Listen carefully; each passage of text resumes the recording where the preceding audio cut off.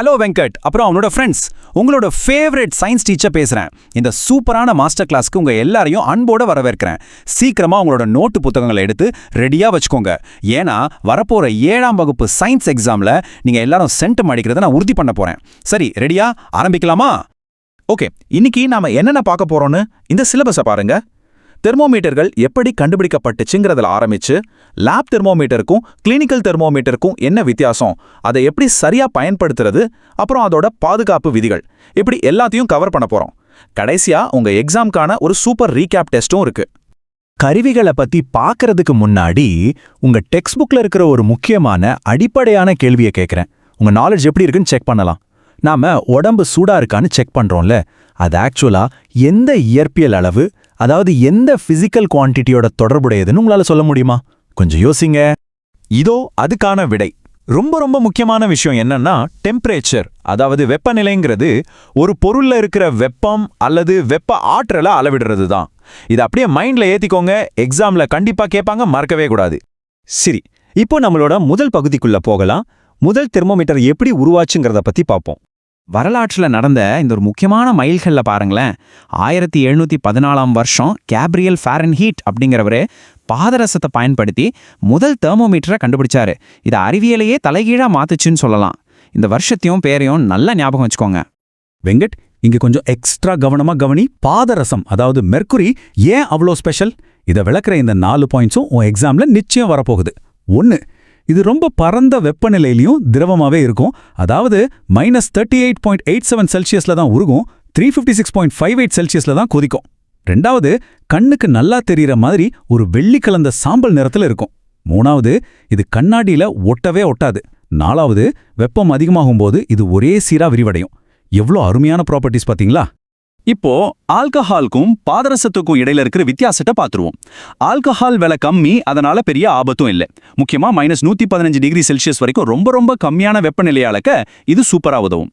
ஆனா இதோட லிமிட்டே 78 degree Celsius தான். அதனால கொதிக்கிற தண்ணி அளக்க ஆல்கஹாலை யூஸ் பண்ண முடியாது. அதுக்கு பாதரசம் தான் பெஸ்ட். இப்போ நாம வீட்டில் யூஸ் பண்ற மாடர்ன் டிஜிட்டல் தெர்மோமீட்டர்களை எடுத்துக்கோங்க. அதுல பாதரசமே கிடையாது. அதுக்கு பதிலா தெர்மிஸ்டர் அப்படிங்கிற ஒரு சின்ன கருவி தான் இருக்கு. இது வழியா பாயிற மின்சாரம் அதோட வெப்பநிலையை பொறுத்து மாறும். அந்த அளவை கால்குலேட் பண்ணி ஒரு சின்ன எல்சிடி ஸ்கிரீன்ல நமக்கு நம்பரா காட்டும். ரொம்ப சிம்பிள், அதே சமயம் செம ஸ்மார்ட் இல்லையா? இப்போ நம்மளோட 2வது பகுதி, லேப்ல யூஸ் பண்ற தெர்மோமீட்டர்களுக்கும் டாக்டர்கள் யூஸ் பண்ற கிளினிக்கல் தெர்மோமீட்டர்களுக்கும் என்ன வித்தியாசம்னு பார்க்கலாம். வெங்கட், இந்த டேபிள அப்படியே ஒரு போட்டோ எடுத்து உன் மனசுல பதிய வச்சுக்கோ. லேப் தெர்மாமீட்டர் -10 டிகிரி செல்சியஸ்ல இருந்து 110 டிகிரி செல்சியஸ் வரைக்கும் அளக்கக்கூடியது. அதுல ஆல்கஹால் இருந்தா சிவப்பு நிற கோடும், பாதரசம் இருந்தா வெள்ளி நிற கோடும் இருக்கும். ஆனா கிளினிக்கல் தெர்மாமீட்டரோட ரேஞ்ச் ரொம்ப கம்மி. அது மனுஷங்களோட உடல் வெப்பநிலை அளக்க மட்டும்தான் பயன்படும். உன்னோட பிராக்டிக்கல் எக்ஸாம்க்கு இந்த வித்தியாசங்கள் ரொம்ப ரொம்ப முக்கியம். சரி, இப்போ நம்ம 3வது பகுதிக்கு வரலாம். ஒரு கிளினிக்கல் தெர்மோமீட்டரை வச்சு மனித உடலோட வெப்பநிலையை எப்படி சரியா அளக்கிறதுன்னு தெளிவா பார்ப்போம். இந்த நம்பர் தான் இங்க ஹீரோ. ஒரு கிளினிக்கல் தெர்மோமீட்டர் எடுத்து பார்த்தீங்கன்னா அதுல 98.4 அல்லது 98.6 டிகிரி ஃபாரன்ஹீட்ல ஒரு சின்ன அம்புக்குறி இருக்கும். நல்லா கவனிச்சு பாருங்க. அதுதான் ஒரு ஆரோக்கியமான மனுஷனோட நார்மல் டெம்பரேச்சர். அடுத்ததா தெர்மோமீட்டரோட பல்பு பக்கத்துல இருக்கிற அந்த சின்ன வளைவு, அதாவது கிங்க் பகுதியை நல்ல கவனிங்க. இது ஒரு மாஸ்டர் பீஸ் டிசைன். நீங்க வாயிலிருந்து தெர்மோமீட்டரை எடுத்து ரீடிங் பார்க்கறதுக்குள்ள பாதரசம் திரும்பவும் உள்ள போயிடாம இதுதான் தடுக்குது. சூப்பர்ல? எக்ஸாம்ல உடல் வெப்பநிலையை எப்படி சரியா அளக்கிறதுன்னு கேட்டா இந்த 3 ஸ்டெப்ஸை அப்படியே எழுதுங்க. முதல்ல பாதரசம் நார்மல் லெவலுக்கு கீழே போற வரைக்கும் தெர்மோமீட்டரை நல்லா உதறணும். 2வது, நாக்குக்கு அடியிலையோ அல்லது அக்குள்ளையோ வச்சு கரெக்டா 2 நிமிஷம் வெயிட் பண்ணணும். 3வது, சரியான அளவை பார்க்க அதை கண் மட்டத்துல நேரா வச்சு படிக்கணும். அவ்வளவுதான், ஃபுல் மார்க் கன்ஃபார்ம். ஓகே, இப்போ 4வது பகுதி. இது ரொம்ப ரொம்ப முக்கியமானது. தெர்மோமீட்டரை பயன்படுத்தும் போது பின்பற்ற வேண்டிய பாதுகாப்பு விதிகள். இதெல்லாம் எக்காரணத்து கொண்டு மீறக்கூடாத ரூல்ஸ். தெர்மோமீட்டரை எப்பவுமே அதோட பல்பு பகுதியை பிடிச்சி கையாளக்கூடாது. யூஸ் பண்றதுக்கு முன்னாடியும் பின்னாடியும் கண்டிப்பா ஒரு கிருமி நாசினி பயன்படுத்தி கழுவணும். கண்ணாடி ரொம்ப ஈஸியா உடைஞ்சிரும். ஒருவேளை உடைஞ்சா அதுக்குள்ள இருக்கிற பாதரசம் ஒரு மோசமான நச்சு பொருள். அதனால ரொம்ப ரொம்ப கேர்ஃபுல்லா ஹேண்டில் பண்ணணும்.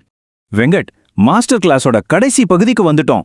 இதுவரைக்கும் நான் சொல்லி கொடுத்தது எல்லாம் உன் மூளையில ஸ்ட்ராங்கா ஃபிக்ஸ் பண்ண வேண்டிய எக்ஸாம் ரீகேப் நேரம் இது. உங்க டெக்ஸ்ட் புக்ல இருக்கிற கோடிட்ட இடங்களை நிரப்புக கேள்விகளை இப்போ கடகடன்னு பார்த்துருவோம். நான் கேள்வியை காட்டுறேன், நீங்க மனசுக்குள்ள விடைய சொல்லுங்க. வெப்பநிலையை அளக்க உதவும் கருவி தெர்மோமீட்டர். ஃபாரன்ஹீட் அப்படிங்கிறது வெப்பநிலையோட அலகு. கிளினிக்கல் தெர்மோமீட்டர் மனித உடலின் வெப்பநிலையை அளக்கும். பனிக்கட்டியின் உருகுநிலை 32 டிகிரி ஃபாரன்ஹீட். கிளினிக்கல் தெர்மோமீட்டர்ல பயன்படும் திரவம் பாதரசம். எல்லாத்துக்கும் சரி ஆன்சர் பண்ணிட்டீங்களா? Very good. உங்களோட ஓரல் எக்ஸாமுக்கு இந்த 3 விஷயங்கள் ரொம்ப முக்கியம். பொதுவா யூஸ் பண்ற 2 ஸ்கேல்ஸ் என்னன்னா செல்சியஸ் மற்றும் ஃபாரன்ஹைட். ஆல்கஹால் அளக்கக்கூடிய அதிகபட்ச அளவை விட தண்ணியோட கொதிநிலை ரொம்ப அதிகங்கிறத தெளிவா புரிஞ்சுக்கோங்க. அப்புறம் ஆல்கஹால் விலை கம்மி, குறைவான வெப்பநிலை அளக்க ரொம்பவே யூஸ்ஃபுல்லா இருக்கும். இதெல்லாம் ஃபிங்கர் டிப்ல வச்சுக்கோங்க. வெங்கட், இந்த எக்ஸ்பிளைனரை உன்னோட ஃப்ரெண்ட்ஸ் எல்லாருக்கும் கண்டிப்பா ஷேர் பண்ணு. அப்பதான் நீங்க எல்லாரும் ஒன்னா சேர்ந்து இந்த சயின்ஸ் எக்ஸாம்ல சென்டம் அடிக்க முடியும். அப்புறம் இதை முடிக்கிறதுக்கு முன்னாடி ஒரு நிமிஷம் யோசிச்சு பாருங்க. நச்சுத்தன்மையுள்ள பாதரசத்தை தாண்டி தொழில்நுட்பம் இப்போ ரொம்ப தூரம் வந்துருச்சு. எதிர்காலத்துல நம்மளோட கேட்ஜெட்ஸ் வேற எந்த மாதிரியான கண்ணுக்கு தெரியாத ஆற்றல்களை எல்லாம் அளவிடும். கொஞ்சம் யோசிங்க. எக்ஸாமை நல்லா பண்ணுங்க. All the best. மீண்டும் சந்திப்போம்.